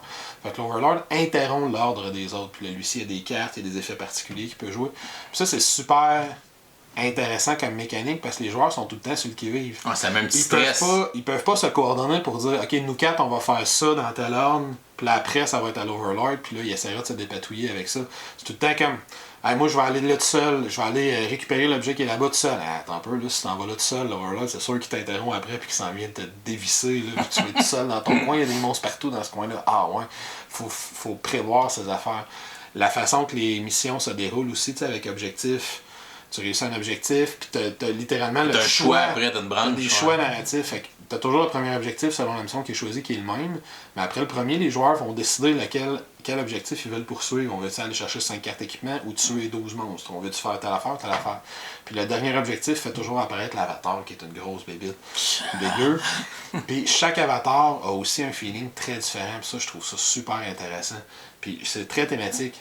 L'avatar de Greed, par exemple, l'avarice en français, lui va faire que les joueurs qui ont trop d'équipement tout seuls sur eux autres vont avoir des pénalités. Fait que, si je veux tout ramasser tout seul, l'avatar de Pride va donner un bonus aux joueurs qui décident d'être seuls sur leur case sans coéquipier, alors qu'il y a des gros bonus normalement avoir des coéquipiers sur sa case. Mais si t'es orgueilleux, puis là tu dis je vais le faire tout seul moi, tu vas avoir des bonus parce que c'est Pride qui est sur place. L'avatar de la paresse fait que les mouvements de tout le monde sont plus lents, ils se traînent les pieds. Fait qu'ils ont des effets hyper thématiques. Et puis il y a un système de corruption aussi. Là. C'est ma partie préférée du jeu. C'est pour la fin. Fou, là, le système de corruption, c'est que tu as une petite échelle de corruption sur chaque joueur. Tu peux décider volontairement, parce qu'il y a des effets qui vont t'en faire prendre. Puis quand ta corruption est pleine, chaque point de corruption, c'est un point de dégâts. Fait que tu meurs 2 fois plus rapidement. Mais tu peux volontairement prendre la corruption pour te donner une batterie de bonus là, sur un jet de dés.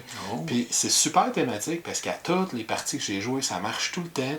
Il y a tout le temps un bout où il faut que je fasse 3 succès, je lance 3 dés, puis là t'entends l'Overlord qui dit hey, toi je prendrais un petit point de corruption, ça te donne 3 dés de plus, 2 succès. Ça fait avec le thème du jeu, la tentation des péchés. L'autre il est là, ouais c'est vrai que si je le prends, tu sais. Puis là tout le monde est là, ben non, écoute-le pas, c'est l'Overlord, il veut pas ton bien là. Ouais, puis ça marche tout le temps pareil.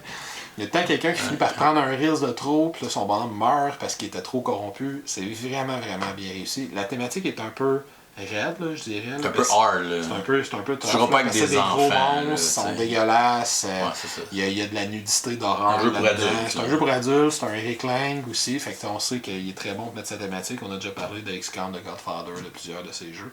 On a l'air de bien l'aimer, Blood Rage. Pas le même. Fait que, donc, pour moi, The Other Seven Sins, c'est un jeu dont je ne me lasserai jamais, surtout qu'avec la combinaison, tu choisis des acolytes avec un avatar, les héros, il y a une rejouabilité infinie, il y a les 7 péchés. Ce qui est plate dans la version retail, c'est que t'as 2 péchés. T'as 2 péchés dans la version retail. Moi, j'ai l'extension, tu peux laisser faire les avatars, puis à la place, c'est les 4 chevaliers d'Apocalypse en personne qui s'en viennent avec l'Apocalypse, la mort, la famine, la pestilence, puis j'en oublie un. La guerre. Les figurines sont malades. Les figurines sont géantesques, sont vraiment, vraiment cool, surtout l'avatar de la guerre. Bref, mon numéro 13, The Other Seven Sins. Moi, mon numéro 13, c'est aussi un jeu que tu vas nommer plus tard. Ouais. C'est Gloomhaven. Okay. Donc, Gloomhaven, est-ce qu'on a besoin de présenter Gloomhaven? Je sais pas de quoi tu parles. Je pense que tout le monde connaît Gloomhaven. Donc, c'est le méga jeu Legacy de campagne Un jeu où on va incarner un personnage dans une espèce d'univers fantastique. Un univers fantastique a été créé pour le jeu. Ça, c'est probablement son aspect, un des aspects les plus originaux du jeu, là, où il prend pas des orques, des elfes, des gobelins. Donc, il a inventé des nouvelles races, nouvelles affaires. Donc, ça, c'est vraiment un beau travail de création qui a été fait derrière ça. Pour des gens comme nous qui ont joué longtemps des RPG, on sait le travail que ça représente de créer un univers comme ça. Ah, puis il a tout fait ça tout seul, hein? C'est hallucinant. Donc on va avoir un personnage là-dedans et on va faire des différentes missions dans l'histoire. Évidemment, dans l'émission, on va avoir des choix, des fois déchirants. Bon, est-ce que je vais aller aider telle personne ou est-ce que je vais aller tuer telle autre personne en place? Donc on va avoir des choix qui vont avoir des répercussions permanentes, qui vont bloquer certaines missions qu'on pourra plus faire selon le choix qu'on va avoir pris. On va avoir, c'est un jeu, quand même un jeu de dungeon crawling à la base. Là. Mais c'est un dungeon crawling euro. Ouais, dans le fond, il n'y a pas de dés dans le jeu. Les joueurs vont avoir des cartes qui représentent les habiletés de leur personnage, qui sont aussi les points de vie de ton personnage. Là. Et on va programmer 2 cartes à chaque tour. Et dans le fond, les cartes sont divisées en 2 sections. Section du haut, section du bas. Et dans nos 2 cartes qu'on va programmer, on va activer la section du haut d'une des 2 cartes et la section du bas de l'autre.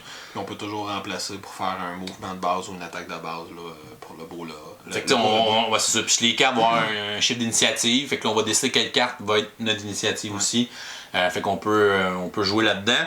C'est un jeu où on peut pas communiquer toutes les informations à nos coéquipiers. Cette partie-là est un peu weird, mais bon. On comprend la mécanique. Faut pas mathématiquement, c'est un peu étrange. Faut pas trop capoter avec ça non plus. Je pense que c'est pas si grave que ça. Chaque groupe va trouver une façon de jouer à sa façon. Pour avoir du plaisir, là.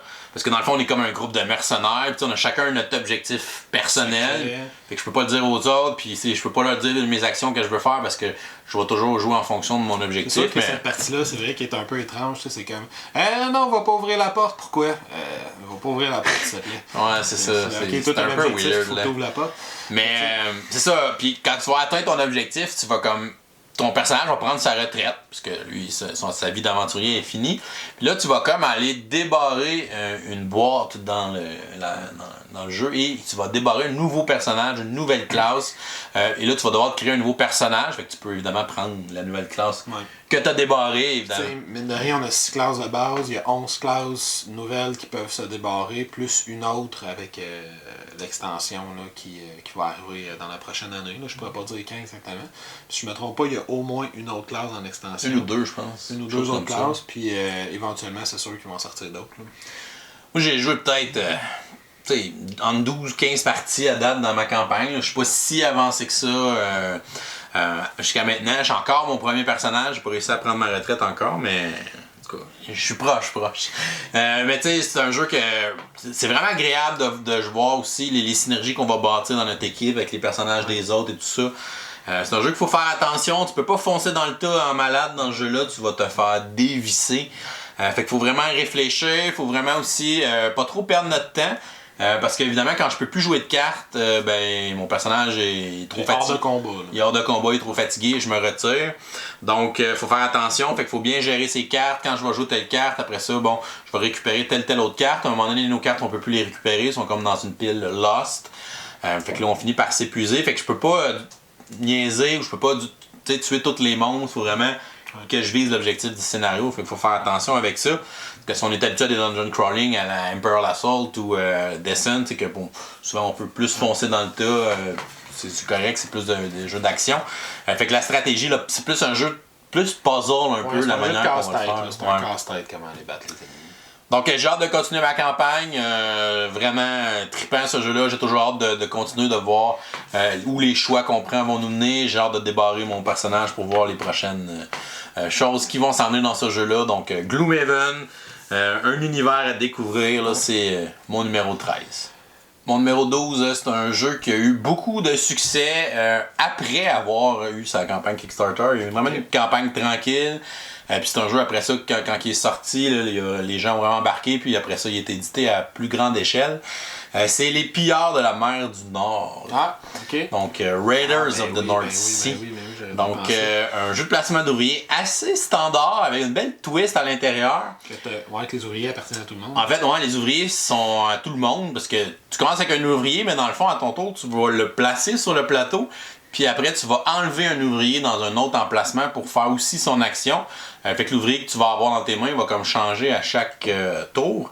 Et il y a des ouvriers de différentes couleurs. Donc, selon la couleur, il y a certaines actions qui vont être meilleures ou qui vont être réservées à cette couleur-là de viking. En fait, c'est des beaux petits meeples de viking.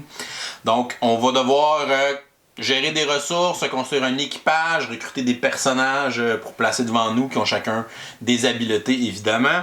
Et après ça, lorsqu'on notre équipage est fait, ben là, on va devoir aller piller donc, sur les différents endroits qui sont dans l'autre partie du plateau. Donc, on peut aller piller, bon, au début, on pille les ports, après ça, on peut piller des petits villages, des petits monastères, puis à la fin, des grosses forteresses qui donnent beaucoup de points. Donc, on va piller, ben, on va prendre les ressources qui sont sur cet emplacement-là, qui ont été mises aléatoires au début de la partie. On va faire un certain nombre de points de victoire. Plus notre valeur de combat elle est haute, ben, plus on va faire de points de victoire, selon ce qui est écrit là, à l'endroit où on fait notre pillage. On a des endroits aussi où on va avoir des dés à rajouter à ça pour pouvoir augmenter notre valeur de combat de notre équipage. On a les Valkyries qu'on peut gagner, mais qui vont tuer un membre de notre équipage en contrepartie. Mais à la fin, les Valkyries peuvent avoir quand même beaucoup de points. On va prendre les ressources qu'on va ramasser dans notre pillage pour pouvoir aller faire des offrandes au chef de notre village. Pour faire des points, donc il y a différentes façons de faire des points. C'est un jeu avec un visuel que j'adore, donc toutes les espèces d'univers qui a été fait derrière ça. C'est très très beau, du très beau matériel aussi à l'intérieur du jeu. Pour vrai, il y a les metal coins dans ce jeu-là. D'habitude, c'est comme quelque chose qu'il faut s'acheter à part, mais dans ce jeu-là, ils viennent avec. C'est une toute petite boîte, mais qui est vraiment super remplie avec un gros plateau. Coloré, bien illustré, du beau matériel, des beaux jetons en bois aussi avec ça.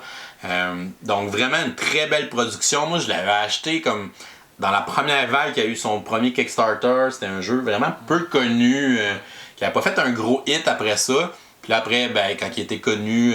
Ils ont sorti une couple de suites spirituelles aussi. On a fait une petite campagne. Ouais, on a fait une trilogie en fait. Lui c'était comme le deuxième de la trilogie. C'est comme lui qui a fini par pogner le plus, qui est aussi beaucoup meilleur que les deux autres. Le troisième qui est quand même bien, c'est un petit pick-up and deliver très simple. Le premier qui était assez peu plus pénible, là, même l'auteur lui-même l'a dit qu'il y a des choses qui marchaient pas, puis que faut que tout le monde devrait jouer avec l'extension parce que justement il a corrigé certains aspects, mais c'est facile de dire ça après quand tu l'as sorti. Mais bon, c'est correct, ça reste un très bon auteur, puis justement il y a parti une nouvelle trilogie là, qui s'en vient. Kickstarter, Architect of the West, qui va être la trilogie de l'Ouest, là, qui a l'air vraiment cool aussi, qui est dans le même style de placement d'ouvriers, mais encore une fois, il a trouvé une autre twist à ça. C'est un jeu que tu vas avoir beaucoup d'ouvriers, mais c'est comme le nombre d'ouvriers qui va être important aux différents endroits et tout ça. Fait que ça a l'air vraiment bien encore une fois, donc vraiment cool le travail qu'il réussit à faire, puis j'ai hâte de suivre les prochains jeux qu'il va faire. Puis dernièrement, ils ont même fait un RPG, donc ils ont sorti un jeu de rôle de Raiders of the North Sea pour conclure un peu cette franchise-là. Donc il y a eu les 3 jeux de société, puis là, il va y avoir le jeu de rôle qui est comme l'épilogue de la saga. Donc ça a l'air cool, j'ai pas supporté non plus, mais peut-être ça a l'air bien quand même comme petit RPG. Donc c'est mon numéro 12, les pillards de la mer du Nord. Dans mon cas, mon numéro 12 est un jeu de guerre et de civilisation galactique spatiale. T'as-tu une petite idée? Un jeu de guerre... Eclipse? Nope. Ah... On a StarCraft. Oh! Ouais, je t'approche. StarCraft, c'est peut-être le plus vieux jeu de ma liste. Là, j'ai pas vérifié, là, mais c'est un jeu quand même qui est sorti. Ça fait pas plus que 10 ans. Ça doit faire plus que 10 ans que c'est sorti StarCraft. Ça se peut. Parce que dans le temps, il est basé sur le premier jeu vidéo StarCraft et non pas sur le deuxième. Puis le deuxième, ça fait... le premier, StarCraft sorti en 97 à peu près. Le Board Game, je pense qu'il est sorti comme en 2004, 2005. Ça fait un bout de temps que c'est sorti. Mais c'est un de mes. Ça reste encore aujourd'hui un de mes wargames, si je peux l'appeler comme ça, là, c'est pas tout à fait ça, mais un de mes wargames préférés. C'est un jeu, on peut jouer tout le monde compétitif, mais ma façon préférée de jouer c'est en équipe, là, soit 2 équipes de 2, soit 3 équipes de 2. Je trouve qu'à 3 équipes de 2, je chaîne particulièrement, mais il tire un peu sur la longueur, c'est-à-dire 4 heures. À 2 équipes de 2, je trouve que c'est là qui est le meilleur. qui est le plus efficace. C'est le même que j'ai joué. Ah, c'est vrai. Je pense que j'ai joué juste une fois. J'ai joué juste une fois, tu t'en souviens. Tu t'en souviens de cette partie-là? Ouais, un petit dégât de whisky. Mais il y a plusieurs choses que j'aime. J'aime beaucoup l'univers de StarCraft. Je trouve qu'il est super représenté dans le board, dans le jeu de société de StarCraft. Chaque civilisation a vraiment ses propres figurines, ses technologies qu'il peut développer, ses bâtiments, ses forces, ses faiblesses. Fait que si j'ai les humains, je vais avoir les bons. Moi, j'ai jamais joué au deuxième jeu vidéo de StarCraft en passant, fait que ma seule connaissance se limite au premier. Et le jeu de société est basé dessus. Mais tu sais, je vais avoir vraiment les bons vieux tanks là, qui s'ancrent à terre et qui tirent super loin. Les Yamata Guns, là, les gros vaisseaux, les bunkers que je peux construire, etc. Il y a une petite phase de draft au début de la partie où on va construire la galaxie ensemble. Puis la galaxie, même si on joue à 4 ou à 6, elle n'est pas si grande que ça. Fait que tu n'es jamais très loin de tes ennemis. La mécanique est intéressante dans le jeu. Elle n'est pas extrêmement compliquée, mais je suis obligé de dire qu'elle n'est pas non plus intuitive. C'est la contre-programmation. C'est la programmation inverse, parce que l'idée, c'est qu'on a un ordre. On a comme 6 ordres dans les mains, puis on va en placer 4 par tour, puis au fur et à mesure qu'on se développe, on va pouvoir développer des versions avancées des ordres qu'on a. Puis dans le fond, les ordres sont relativement simples. Soit je peux déplacer des troupes, si je les déplace dans une zone qui a des adversaires, je vais déclencher un combat. Soit je peux construire des unités. Puis construire, c'est soit je construis des unités, soit je construis des nouveaux bâtiments, ou j'améliore les bâtiments que j'ai qui vont donner accès à des nouvelles unités. Soit je fais un ordre de recherche qui va me permettre, entre autres, de piéger des espèces de cartes événements que je vais pouvoir jouer pendant mon tour, puis qui me permet aussi, principalement, de développer des nouvelles technologies pour ma civilisation. Fait que, je vais développer la technologie des espèces de petites abeilles pour les Protoss, là, avec le gros vaisseau de Capital. Les Carriers. Fait que je vais développer une technologie qui va permettre d'avoir plus de petites abeilles dedans, de petits jets. Fait que il va être plus puissant quand il va se battre au combat, des trucs comme ça. Je vais développer la technologie des bunkers qui va me permettre de mettre mes Marines en défense avec les humains. Je vais développer une technologie qui me permet de mettre 2 unités ensemble pour les Protoss puis de créer les Archons, par exemple, des trucs comme ça. Les Dark Archons, des affaires de même. Fait que je vais développer plein de technologies. Fait qu'à base, c'est relativement simple. Je fais une recherche, je dépense les ressources appropriées. Là, j'ai une gestion de contrôle de planètes. Là, plus je contrôle des planètes qui produisent des minéraux, plus j'ai de minéraux que je peux utiliser par tour. Puis la même chose pour le gaz. Fait que c'est relativement simple. C'est juste que la façon que le tour de jeu fonctionne, c'est la même chose dans Forbidden Stars, soit dit en passant, le jeu qui est basé sur Warhammer 40 000. C'est que je vais aller placer mon ordre face cachée sur la planète où je veux faire cet ordre-là. Fait que si je veux déplacer des troupes sur une planète adjacente à la mienne, je vais placer un ordre de déplacement face cachée sur cette troupe-là. Fait que tout le monde voit que j'ai déplacé un ordre sur cette... Ils savent pas c'est quoi. Sur ça, mais on sait pas c'est quoi. Puis après, tout le monde va placer un ordre aussi. Certains vont potentiellement placer un ordre par-dessus l'ordre que moi j'ai placé. Puis après, moi je place un deuxième ordre quelque part. Puis après, j'en place un troisième, puis un quatrième, puis tout le monde fait ça.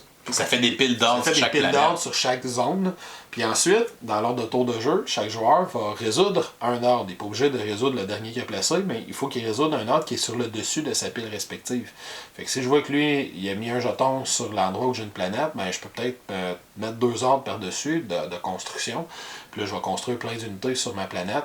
Au cas où s'il a mis un ordre de déplacement à la fin, ben, quelqu'un va arriver, je vais avoir plein de troupes. Mais c'est surtout que faut que tu penses que tu vas résoudre tes ordres dans l'ordre inverse où tu les as placés. Si je veux construire une planète sur la base, sur une base, je veux dire, sur une planète qui est adjacente à la mienne, mettons qu'il n'y a personne dessus, faut pas que je mette un ordre de déplacement puis après un ordre de construction. Faut que je mette un ordre de construction puis après un ordre de déplacement. Parce que quand je vais les résoudre, l'ordre de déplacement va être sur le dessus. Fait que je vais le tourner, je vais déplacer des troupes. Puis après, quand ça va revenir à moi, je vais tourner l'autre ordre. Puis là, je vais avoir des troupes sur la planète, je vais pouvoir construire là. Fait que les 2 premiers tours de jeu, c'est pas instinctif, ça se pogne quand même rapidement, t'as pas 17 heures à placer, t'en as 4, là, ça se pogne assez rapidement. Mais j'aime beaucoup la mécanique que je peux essayer de bloquer les ordres. Ok, toi tu mets un ordre, je vais en mettre un par-dessus, puis tu pourras pas faire ton ordre tant que moi je ferai pas le mien sur le dessus. Fait que je vais essayer de ralentir ou en tout cas de jouer avec le tour des ordres, puis ça reste un jeu de guerre, fait que c'est un jeu que tu tapes dessus les uns les autres. C'est pas tout le monde qui apprécie ce jeu-là, puis je peux comprendre pourquoi, parce qu'il est pas simple, là. Ça reste un gros jeu, beaucoup de Il représente vraiment bien les... Si t'aimes l'univers de StarCraft, c'est le meilleur jeu selon... Ben, je pense pas qu'il y en a d'autres de toute façon. Je suis pas sûr qu'il y a d'autres jeux board game de StarCraft. Mais c'est vraiment bien adapté. C'est un très bon jeu spatial. Chaque faction est bien différente. Il y a 2 factions d'humains, 2 factions de Protoss, 2 factions de Zerg. Fait que même si on joue à 4, si tu veux prendre la même faction qu'un autre joueur, tu peux, même si t'es pas dans la même équipe. Ils ont toutes des habiletés vraiment différentes. L'extension amène encore plus d'unités et encore plus de matériel intéressant. Le jeu doit être relativement difficile à trouver aujourd'hui, j'assume. Je sais pas s'il est encore édité. Mais ça reste un excellent jeu de Fantasy Flight là, qui font beaucoup de licences. Beaucoup de jeux basés sur des jeux vidéo. Un excellent jeu de guerre, très complexe, mais comme beaucoup de jeux de guerre. qui se prend quand même relativement bien en main, puis surtout qu'il y a des super composantes qui représentent bien le jeu, puis les actions du jeu sont vraiment immersives si on a aimé jouer aux jeux vidéo. Donc là, on était à quoi, numéro 12? StarCraft. Finalement, le dernier jeu pour moi de ce segment, le numéro 11, est un jeu coopératif. C'est un dungeon crawler legacy de type euro. Et je nomme Gloomhaven. Oh! Gloomhaven, dans le fond, ben, tu sais, David en a déjà parlé, je pense qu'il y a juste 2 rangs. Numéro 13, on a failli être en même temps. Sinon, ça aurait été cool. Ça aurait été cool d'en avoir un. Je sais pas s'il y en a dans le top 10. Il y en avait un que je pensais, mais là, je pense plus. Mais bref, Gloomhaven, ben là, pour toutes les mêmes raisons que David a nommé tantôt, c'est un jeu Legacy avec un univers qui est propre à lui. C'est vraiment. Puis moi, personnellement, j'ai fini la campagne. Là, ça nous a pris 77 parties. C'est tout un accomplissement quand même. T'as fini la campagne. J'ai joué, je pense que j'ai joué 14 bonhommes. Wow! Dans la campagne, mais moi, je jouais certaines parties à plus qu'un bonhomme. Fait que, mais tu sais, mettons, pour une main, là, je pense que j'ai joué 8 ou 9 retraites là, avec la même lignée, là, si on veut, de retraite. Fait qu'on est rendu à une prospérité de niveau 8, presque 9. Pour ceux qui connaissent le jeu savent que ça prend du temps à se rendre. T'es-tu comme saturé d'avoir trop joué? Ou? J'ai eu un bout où je l'ai été. Là, moins, parce qu'on joue beaucoup moins. On a joué une partie, justement, très récemment, après avoir la première partie qu'on avait jouée depuis qu'on a fini l'intrigue principale, là, sans rien révéler, là, mais depuis qu'on a fini de façon claire et nette l'intrigue principale. On a joué une première partie, puis c'est le fun aussi de le prendre à la légère, comme un petit jeu, comme un gros jeu. Comme des side quests à faire. Des side quests à faire, on les a pas toutes faites encore, il en reste peut-être une dizaine là, qu'on n'a pas faites encore. Ben, parmi celles qu'on a débloquées, là, parce qu'il y a encore des points qui n'ont pas de collant, que je sais pas trop si comment on va faire pour les débloquer. Il y en a qui t'auras peut-être plus accès selon les chocs. Il y en a qu'on n'a plus accès de toute façon, fait que là on a décidé de refaire certains scénarios, de voir d'autres,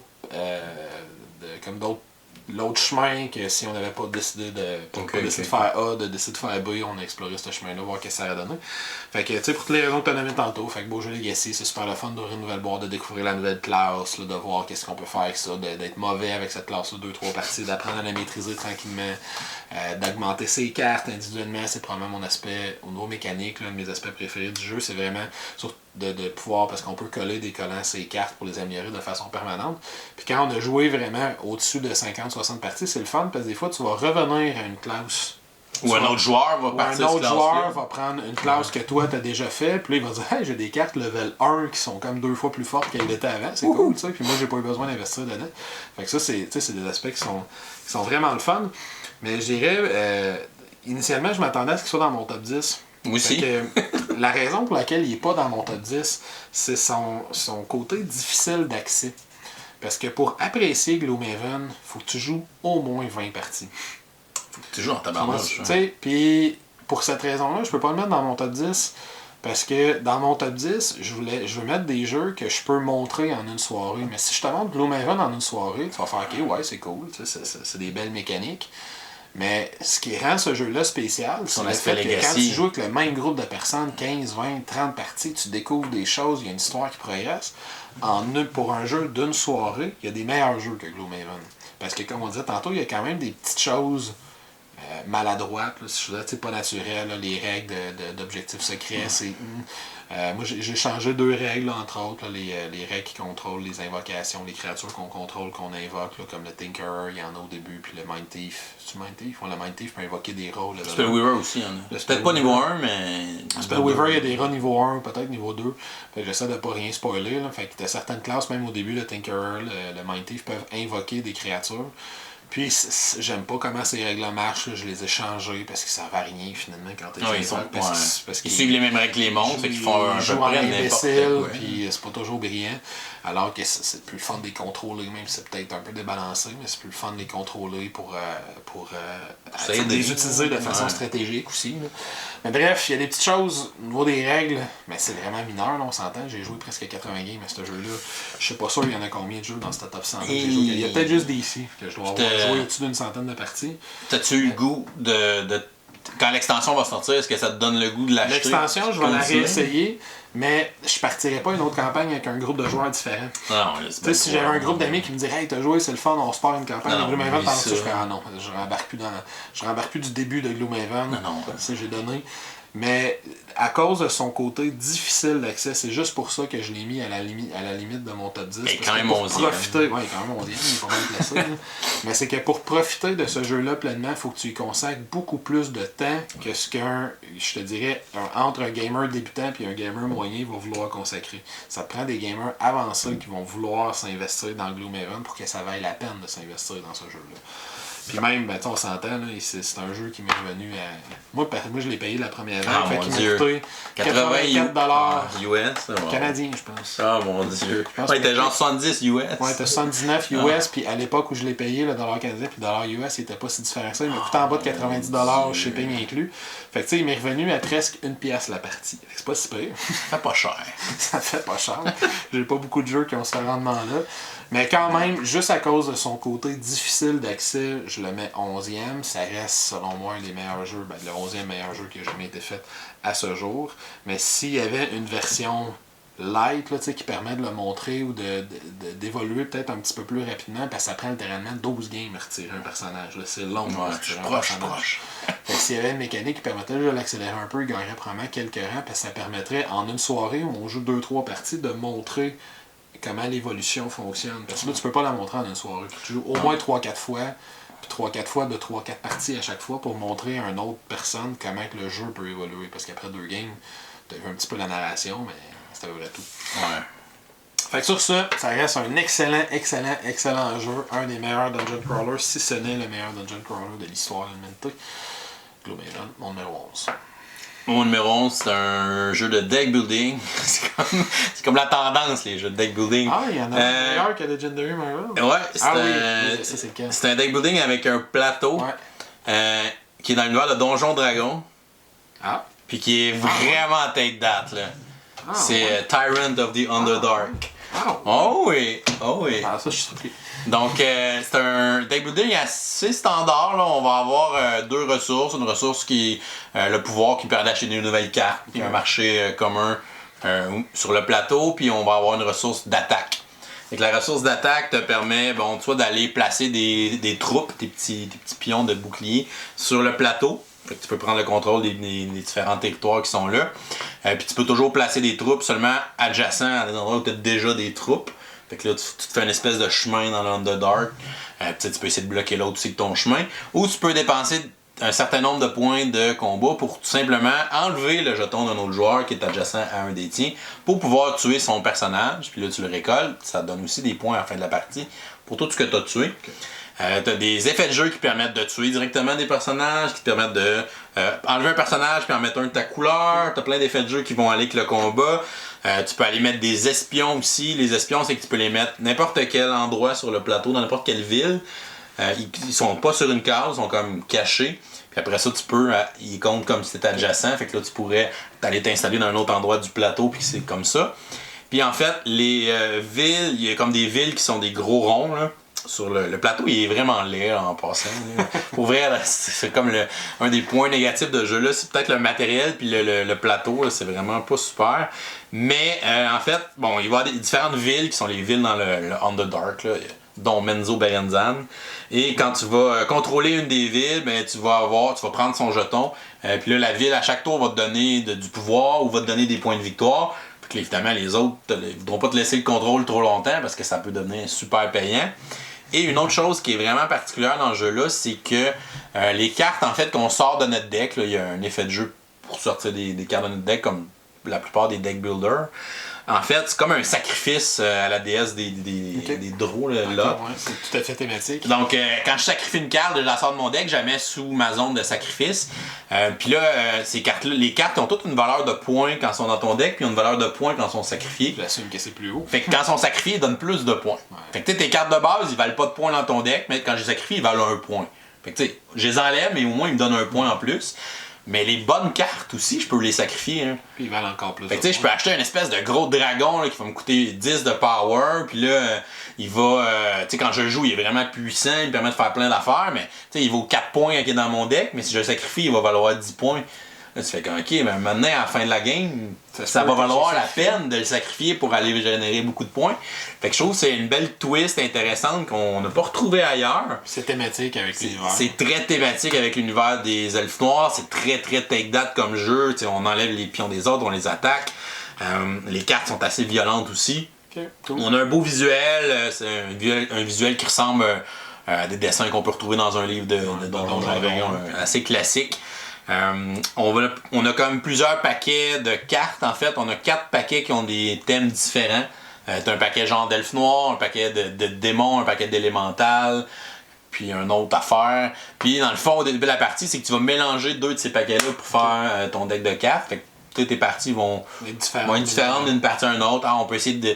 Ah, c'est des dragons l'autre. On pourrait essayer dragon avec draw, on pourrait essayer élémental avec démon. On peut faire des combinaisons différentes, fait que ça devient intéressant. Donc, un jeu qui se démarque quand même beaucoup dans son style, marié du contrôle de territoire avec du deck builder, c'est assez original. Des plateaux avec les deck builders. Ça fonctionne assez bien. Donc, des plateaux avec des deck builders, j'aime ça. On va peut-être en reparler. Mais c'est ça. Donc, j'adore ce jeu-là. C'est un jeu que j'ai joué quand même plusieurs fois, mais je le possède pas. En tout cas, pas encore. Mais demain, ça va changer. En tout cas, demain, il va peut-être arriver. Qui sait? Donc, je confirme. Donc, c'est ça. Super. Donc, Tyrant of the Underdark, mon numéro 11. Et voilà, c'est ce qui conclut ce segment. Cet avant-dernier segment, moi j'ai eu quelques surprises là-dedans. Ouais, moi, Site m'a surpris. Site m'a surpris. Ouais, c'est les extensions vraiment qui les ramènent du bon bord. Donc, le top 100 achève. Le top 20, c'est quand même des jeux, je pense, qui sont assez intéressants. Oui. Donc, laissez-nous des commentaires en bas de la vidéo sur les choix qu'on a choisis. Avec lesquels vous êtes en accord et surtout avec lesquels vous êtes en désaccord. Ouais, c'est ça. Venez bâcher Site un peu. Ouais. Ou Gloomhaven, on sait pas. Je m'attends à des comics personnellement. Oups. Donc, merci encore de nous écouter. Si vous n'êtes pas abonné à la chaîne, vous pouvez le faire en cliquant le petit bonhomme ici. Sinon, vous pouvez nous suivre sur Facebook, Twitter ou Instagram. Et vous pouvez visiter notre page Patreon si vous voulez nous encourager. Et on va vous souhaiter une excellente fin de journée et continuer de gamer. À la prochaine, on se voit pour la dernière partie. Wow, le top 10 qui s'en vient la semaine prochaine. Ouais.